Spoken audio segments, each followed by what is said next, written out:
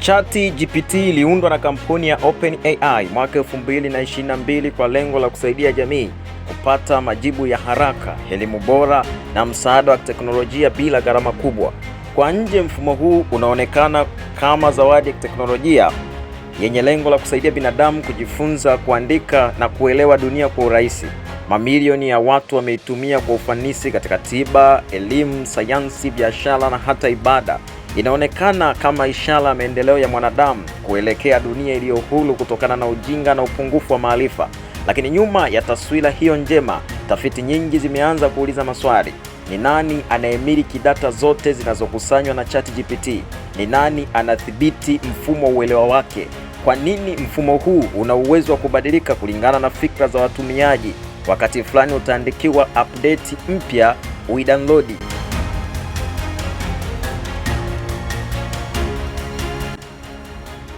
Kwa mujibu wa tafiti za chuo kikuu cha Stanford mwaka 2022, ChatGPT na mifumo mingine ya AI imeonyesha uwezo wa kuathiri mitazamo ya watumiaji wake, hasa inapohusiana na masuala ya maadili, dini na siasa, kwa sababu algorithm zake zimeundwa kubadilika kulingana na maoni ya wengi, hali inayoweza kupotosha ukweli wa kimaadili kwa kufuata wingi badala ya uhalisia.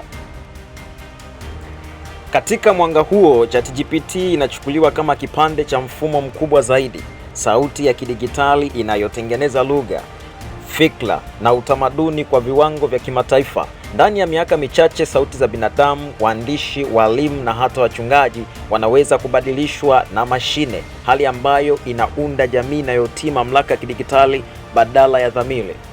Neuron science inasemaje? Tafiti nyingi za neuron science zimeanza kuonesha kuwa ubongo wa mwanadamu ni mnyumbufu, neuroplastic, una uwezo wa kubadilika kulingana na kile unachokifanya mara kwa mara, kama ilivyoelezwa na Dr.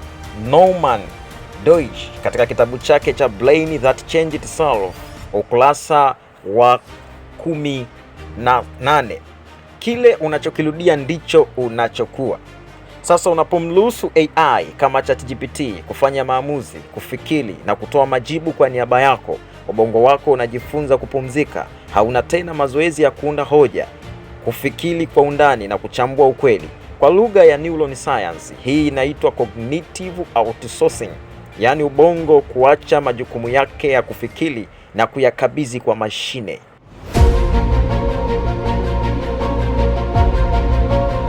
Dr. Nicholas Carr katika kitabu chake cha Share That the Internet is Doing to Our Brain, katika ukurasa wa 15 anaandika, kadri tunavyoruhusu mashine kufikiri kwa ajili yetu, ndivyo tunavyopoteza uwezo wa ubongo kuunda tafakari ya ndani.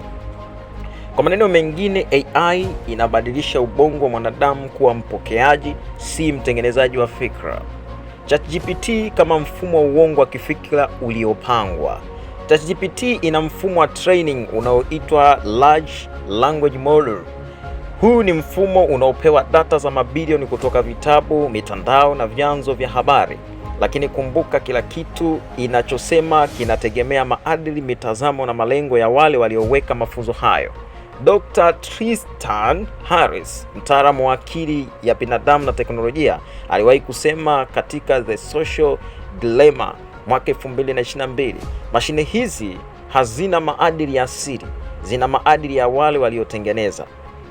ChatGPT haikai sawa, kila baada ya muda inafanyiwa updates. Update hizi kubadilisha majibu, msimamo na hata mtazamo wa hoja kulingana na sera mpya, kanuni za kijamii na mwelekeo wa kisiasa, kama alivyoandika Yuval Noah Harari katika kitabu chake Homo Deus, A Brief History of the Tomorrow, ukurasa wa 49. Mtu hatathibitiwa kwa nguvu, bali kwa kubadilishwa taratibu kupitia taarifa na teknolojia hadi abadilike kwa hiari. Hii ina maana kwamba kama updates mpya za AI zinaundwa kulingana na mtazamo wa dunia unaotaka kudhibiti akili, basi majibu yote watakayopewa watu yatakuwa yamepangwa kimfumo ili kuelekeza fikra zao taratibu katika mwelekeo mmoja. Katika Biblia, kitabu cha Ufunuo 13 fungu la 16 mpaka 17 linasema, naye awafanya wote wadogo kwa wakubwa, matajiri kwa maskini, huru kwa watumwa, wapokee alama katika mkono wao wa kuume na katika vipaji vya nyuso zao. Mkono wa kuume ina maana ya vitendo na utendaji, na kipaji cha uso ina maana ya maamuzi pamoja na mawazo. Sasa fikiria hali hii kwa mtazamo wa neuron science. Ikiwa ubongo wa mwanadamu unaachwa kufikiri kwa uhuru na kuanza kufuata maelekezo yanayotolewa kidigitali, basi alama si lazima iwe kitu cha kimwili, bali ni mabadiliko ya kiutendaji wa neva, ambapo akili ya mtu inaunganishwa na fikra za kimfumo wa kidigitali. Dr. Jacques L. katika kitabu chake cha Technological Science mwaka 1964 alitabiri kuwa teknolojia itakuwa silaha ya udhibiti wa kijamii. Leo mashirika yote makubwa duniani ikiwemo World Economic Forum, IFM, OpenAI, Google DeepMind na Microsoft AI yameunda mfumo wa data governance grid. Mpango huu unaitwa the Fourth Industrial Revolution, dhana iliyosisitizwa na Profesa Klaus Schwab. Kitabu Severance Capitalism na Profesa Shoshana zinafafanua kuwa teknolojia hizi zimejengwa katika msingi wa uchumi wa uchunguzi, ambapo tabia za watu zinakusanywa, kuchambuliwa na kuuza kwa kampuni kubwa.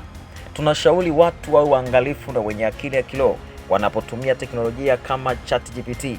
Watu wasiruhusu mashine kufikiri kwa niaba yao, bali waendelee kujifunza, kutafakari na kuomba hekima kutoka kwa Mungu, kwani akili bandia inaweza kuongoza ulimwengu kwenye umoja wa kifikra unaonekana mzuri, lakini kimsingi ni udhibiti wa kiroho unaoandaa dunia katika alama ya mnyama. Ukweli upo katika neno la Mungu, si katika algorithm zinazobadilika. Mungu akubariki sana.